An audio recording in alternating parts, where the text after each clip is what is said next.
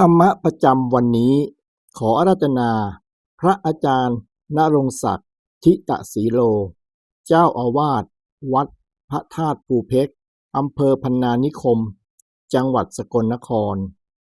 นำเอาธรรมะที่พระอาจารย์ให้แก่ลูกศิษย์ในทุกๆวันออกมาเผยแพร่โดยใช้ AI เป็นผู้ช่วยสื่อเสียงของพระอาจารย์เช่นเดิมนะครับธรรมะรับอรุณวันพฤหัสบดีที่ 18 ธันวาคม 2568 แรม 13 ค่ำ เดือนอ้าย1 ปีมะเส็งอานนท์ด้วยเหตุนี้แหละกรรมจึงเป็นผืนนาวิญญาณเป็นพืชตัณหาเป็นยางในพืชวิญญาณของสัตว์ทั้งหลายที่มีอวิชชาเป็นเครื่องกั้นมีตัณหาเป็นเครื่องผูกตั้งอยู่แล้วด้วยธาตุชั้นประณีตการบังเกิดขึ้นในภพใหม่ต่อไปย่อมมีได้ด้วยอาการอย่างนี้อานนท์พับย่อมมีได้ด้วยอาการอย่างนี้แหละพระพุทธองค์ทรงใช้อุปมาเรื่องการเกษตรเพื่ออธิบายการอุบัติขึ้นของชีวิตในภพต่างๆดังนี้อุปมาเรื่องการเกิดภพบ้าฝ่าเพื่อให้เข้าใจง่าย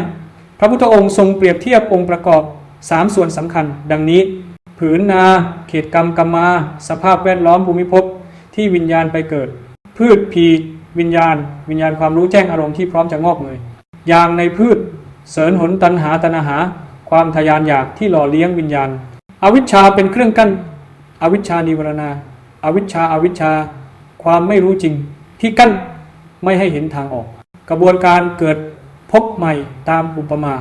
กรรมพื้นนาบวกวิญญาณพืชบวกตัณหาอย่างในพืชบวกอวิชชาเครื่องกั้นเกิดพบใหม่ผลผลิตขั้นตอนโดยละเอียด1กรรมเป็นผืนนากรรมดีชัวสร้างดินหรือสภาพแห่งภพที่จะไปเกิด2วิญญาณเป็นพืชวิญญาณที่มีตัณหาและอุปาทานพร้อมจะงอกในผืนนากรรมนั้น3ตัณหาเป็นยางในพืชความอยากเป็นพลังผลักดันให้วิญญาณยึดติดภพใหม่อวิชชาเป็นเครื่องกั้นความไม่รู้ทำให้มองไม่เห็นว่าเป็นทุกข์5ธาตุชั้นประณีตสุนนธาตุอาหารวิญญาณที่ละเอียดเช่นอรูปภพ6บังเกิดภพใหม่ผลแห่งกระบวนการนี้พระพุทธเจ้าทรงใช้อุปมาเกษตรกรรมนี้เพื่อให้เข้าใจกฎแห่งการเวียนว่ายอย่างเป็นรูปธรรมนะเราไม่ใช่ผู้ถูกบังคับแต่เป็นทั้งเกษตรกรผู้สร้างกรรมและพืชผู้รับผลการหลุดพ้นคือทำให้พืชวิญญาณไม่มียางตัณหาและไม่งอกในผืนนากรรมอีกผู้ดับอวิชชาได้ตัณหาจึงดับตัณหาดับวิญญาณจึงไม่ตั้งอยู่วิญญาณไม่ตั้งอยู่ภพจึงไม่เกิดภพไม่เกิดทุกข์จึงสิ้นสุดนี้คือทางแห่งความสิ้นทุกข์มหานิทานสูตรสำหรับผู้ปฏิบัติเมื่อใดที่คิดพูดทำจงถามตนเองว่าการกระทำนี้